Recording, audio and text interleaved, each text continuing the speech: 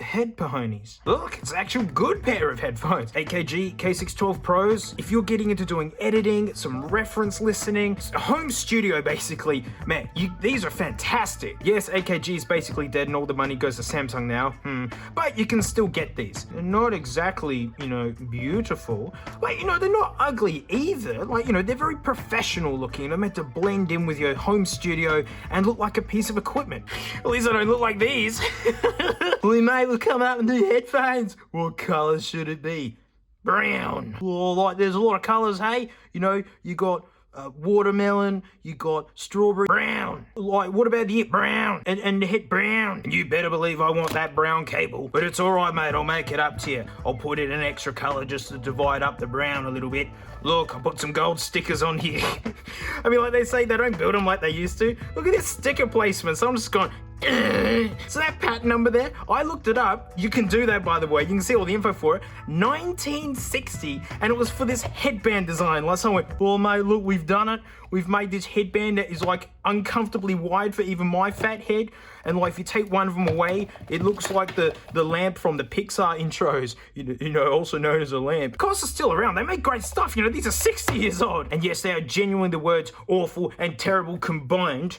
That word is, of course, awful. But enough fugly cans, mate. We're here for beautiful ones. And none of these are cheap at all, really. I mean, in the grand scheme of headphones and things, sure, maybe not. But I mean, like, they're conventionally not cheap. Which means they can't sound like donkey balls. We got to compare them against the daddies. Mate, it's the Herdo 600s by, all made upside down here. And that means we're also bringing back, the freakish ears on a stand, the mini DSPs. Like, big asterisks, yeah. This is like Beverly Man equipment, costs hundreds of dollars, not thousands of dollars, right? And I'm recording in my home studio, which is full of the sound of trucks and Frank. And don't forget that YouTube is like squashing this audio down like massively. And you don't get a vibe of soundstage with how 3D headphones sound. But I mean, just to kick off how this whole thing goes, mate, let's take a listen to these.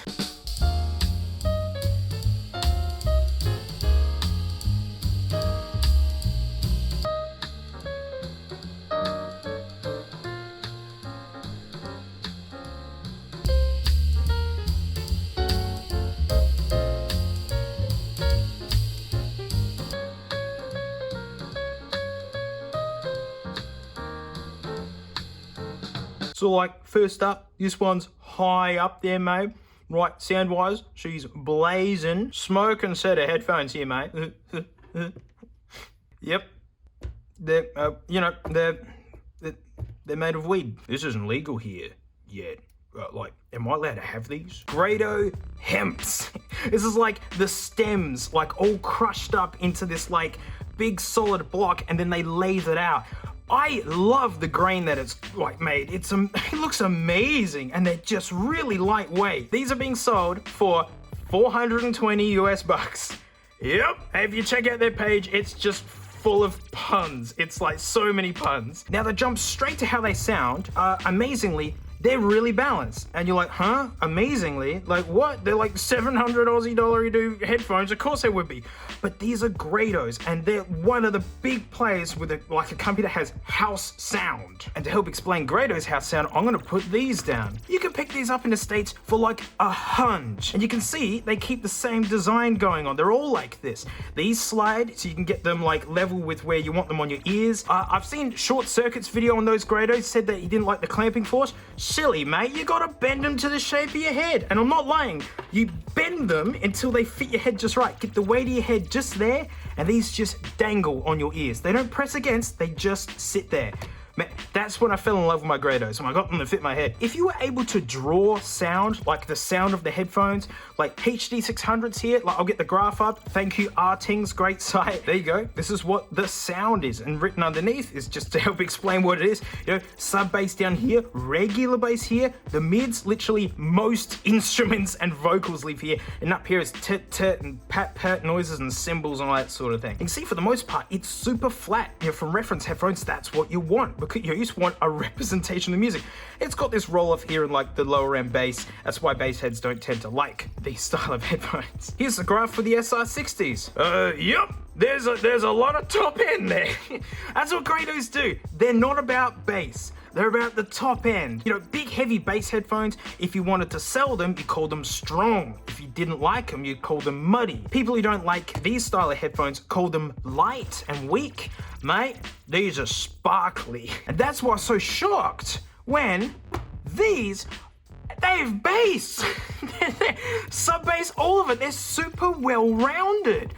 Like, check out this. Like, these remind me of riding a motorbike because you just sit right on the engine. Look at this really thin pad here, and there you go. It's actually maple on the inside that it's glued to. I mean, it's really nice. I wish this bit wasn't plastic. It's the same as this.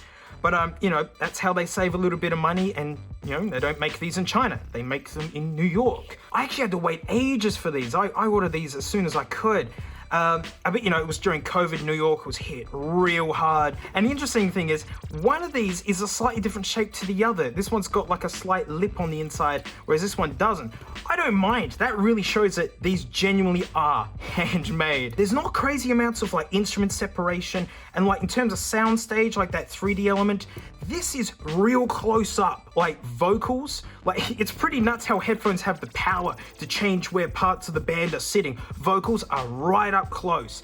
But that said, listening to like noisier, dirty, these are fun. These are awesome. Because it's like you're up the front row and it's just right at you. It's equipped with the thickest dingus cable I've ever seen. Look how small that end is there. Look, it's the cable for some dirty buds. Look, it's the Grado Hemp's cable. It's a guitar lead. It's actually one of their downsides. You can't disconnect these, and these are so lightweight that, I mean, this humongously heavy cable, like, it's like a sandwich tethered to a bowling ball. Wherever the ball goes, the sanger goes. They actually aren't particularly comfortable. A lot of Grados don't tend to be. Like, oh dear, whoopsie. Oh no, oh, we got it. They sound great. They're really, really super cool. And they run out of anything. These are only 32 ohms. Layman's terms, there's heaps of other factors. The more ohms, the harder they are to drive. These are 250 ohms. These are 600 ohms. You need a big amp to run these. Both of these pairs are only 32. They sound great out of your phone, laptop, anything you want. But go on, mate, let's have a quick listen to these.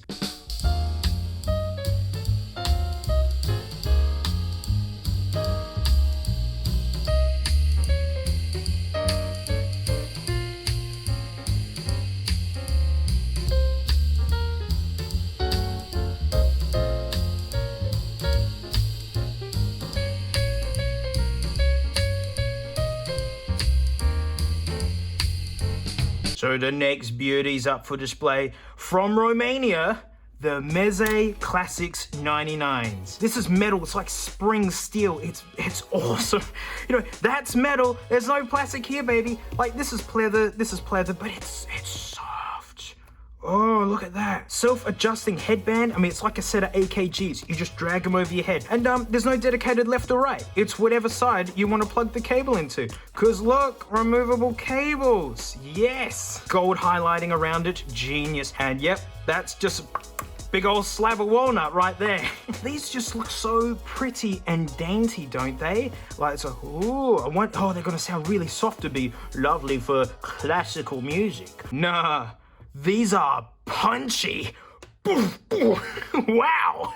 Story goes, Mr. Meze, like, he traveled a lot on airplanes and he wanted a set of headphones that he could drag around with him everywhere and just listen to for hours and hours and hours. I know that sounds like any old set of headphones can do that, but like, you know, after an hour or two, like headphones that are too heavy, that clamp too hard, that maybe have too many trebles, after hour number 2, you just kind of want to take them off. But on top of being really punchy, the tops are nowhere near as aggressive. It's just got like roll off at the top.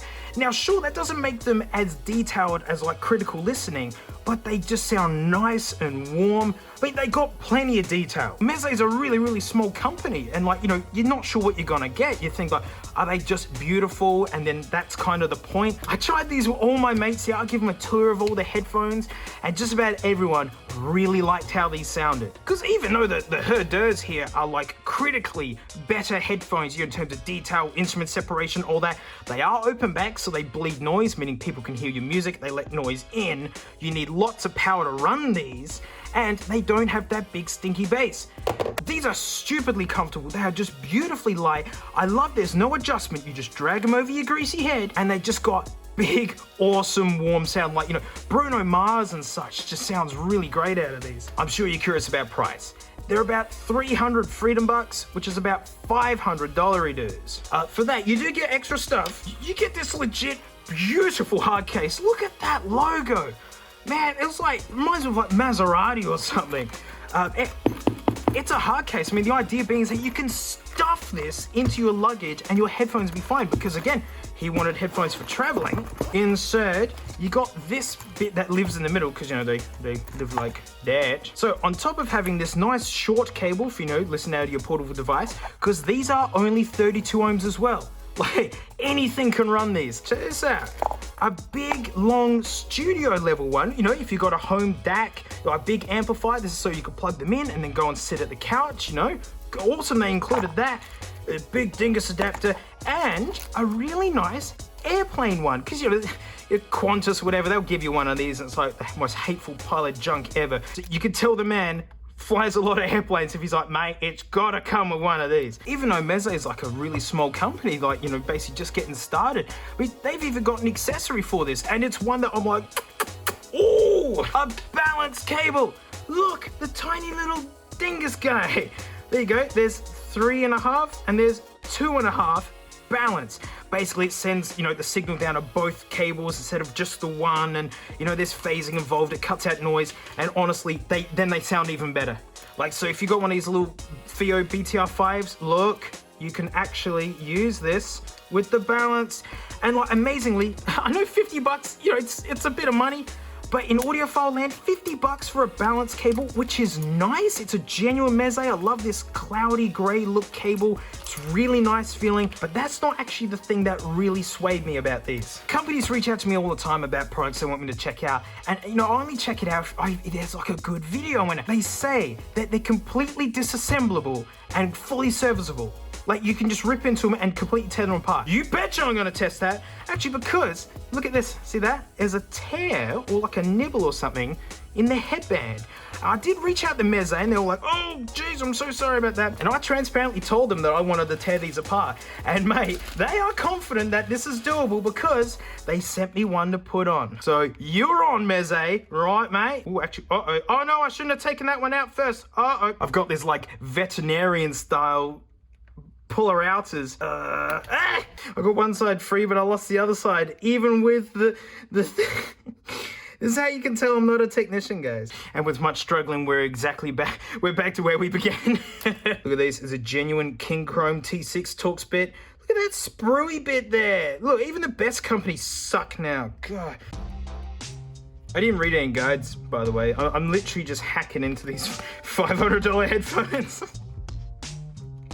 All right, there we are. Headband assembly out, that was easy. All right, so now I can see these two screws must fit in with the two holes in the derper. Same size bit, which is good. I hate it when they have different ones all over the place. Are the screws the same? They are. Hey, Meze, thank you. That's one way to do it. On you, Meze. All right, that was stupidly easy. We're not done though. They said they are fully disassemblable. $500 headphones. Ooh, Romania. Well, there you go. The same tool does all of these. Meze, you're a genius. All the same tool, and then like the different size screws are a different shade. Like, guys, you're a legend. Ooh, that one's a different size. That's a bad one. That's weird. As long as it comes out, it's not coming out. Oh, that one bad screw. Oh, that is annoying. Now, I actually like these headphones. I'm gonna cut my losses on that screw, and this side looks like all four are pretty good. All right, try the other side.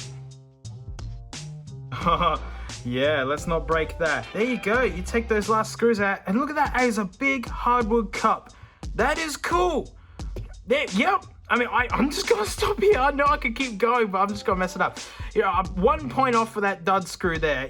I could have gotten it out, but I didn't feel like chattering it too hard. But Meze, mate. Let's get it back together. To get ear pads on, like, you gotta be a little bit rough with them. I mean, not rough, but you gotta stretch them a little bit harder than, like, you think that you'd have to. All right, and to get this on, I mean, it doesn't matter which way I put it on because left and right's whichever one you want to make it. Look, it's the paper clips of destiny. I'll never throw them out again. Live with the duck. I said, live with the duck. Okay, Meze, mate. There we go. Fully back together. Yeah, again, a bit of a point off for that dud screw there. Man, if that wasn't there, it would have been literally flawless. I wonder what the modding community can do with these. Man, I'd love to have transparent cups or, oh man, maybe like milled brass or something. God, wouldn't that be fun? I gotta start thinking. This is Meze's first product. They got the Imperiums now, which look insane. But for their first go, like, guys, well done. I dig them.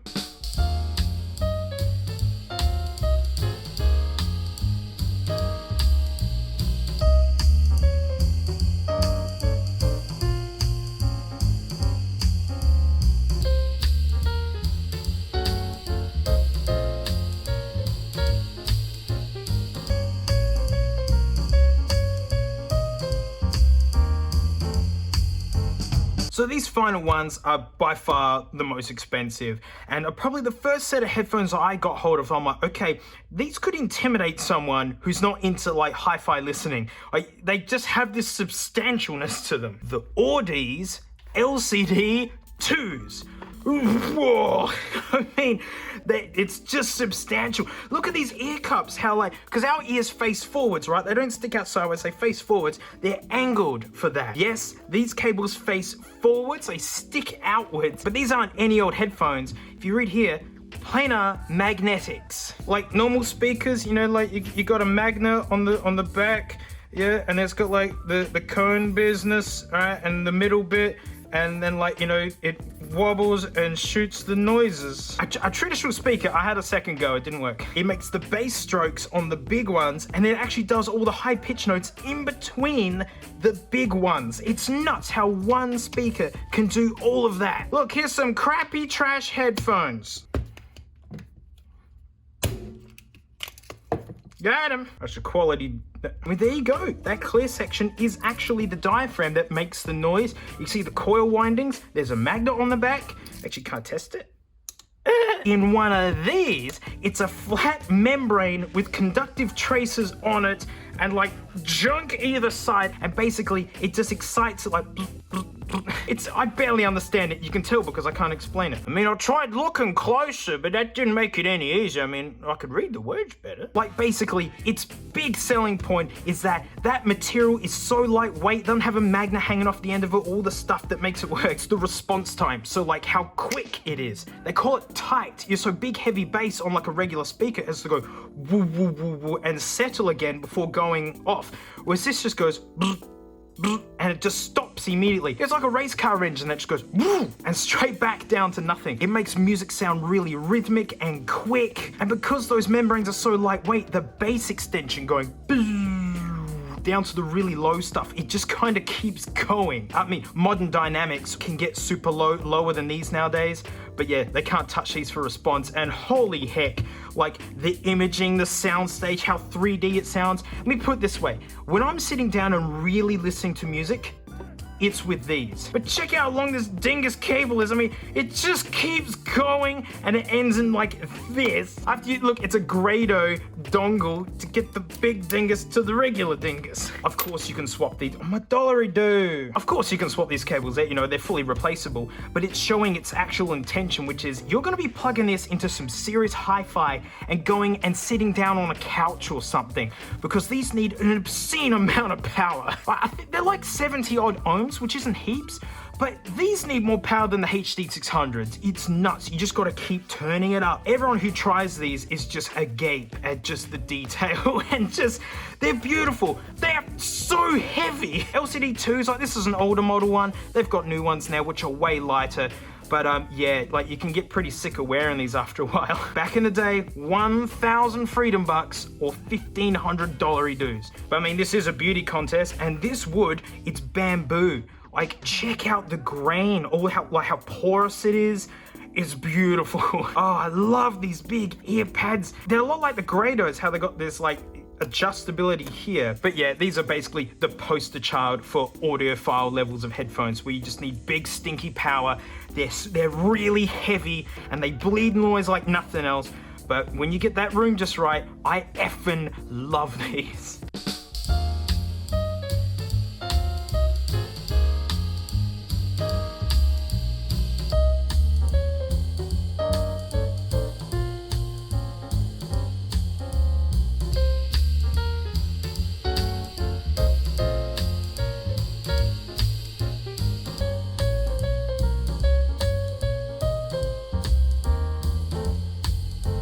This isn't a competition, this video is more of like, you know, just gushing about some really lovely sets of headphones. But I mean, it's fun to pick a winner, isn't it? Made of weed. I mean, if we're taking cost out of it, comfort out of it, all that sort of thing, doesn't matter what kind of crazy space age rig you gotta need to make any sort of power out of these. You know, my favorites, of course they're these. I mean, I told you, these are the ones that I sit down with and use. The fact that they're beautiful, that's just a bonus. But most comfortable? These, by far, you just drag them on your greasy head. These two, the Grados and the Audes, they're about the same in terms of comfort. These are really light, but they got that humongous cable hanging off of them. You know, not a lot of padding. I mean, these are a lot like a motorbike, and then these are just so massively heavy. Like, yeah, you can get pretty sick of these. These are technically the best sounding Grados that I own, but because I already have lots of nice balanced headphones, I tend to use the 60s because I like how sparkly and just ridiculously lightweight they are. You know, so these guys kind of, you know, in the rack, they kind of sit in no man's land. It's not because they're bad. Like, they're brilliant. But I do have a lot of brilliant headphones which are a little bit more comfortable than this. These are insane in terms of cost and like requirements to get the most out of them. I did all my listening for these on the M15 because these have just got that big stinky power. It's like a $1,500 music player. And yeah, I had the volume up pretty high. I gotta give these a win. They were the cheapest at 500 Aussie bucks. They're beautiful, they're lightweight, they run out of anything, you can basically make your own cables for them, they're easily disassemblable. Wait, the travel case is a bonus. I really like them. They're expensive, but pair these up with a little BTR5 with a balance cable. I mean, it's not cheap, but that's a heck of a travel set. And that's it. Thanks so much for watching. You know, huge thanks for patrons, especially these stinky names right here, mate. $1 a month. I do extra vids. I think it's like 30 videos, like back catalog already. Boy, this year really flies. We all wish it would end. But mate, we're having some good fun. It's the return of the Nugget Lucky Dip. Whoa, look at it. It's gotten big. Oh, look, you can see the treasures. You can just see. Whoa, is that a Toshiba? Oh no, I'm spoiling it. I don't even know what's in here. But yeah, I'm gonna pull 3 of these out and see if any of them either work or even have music on them. And the bad ones will probably smash with Mr. One Grit. You know how it be. So, huge thanks for watching, mate, and I'll see you all next time. Hello. Hello. Don't ignore me. You're very rude.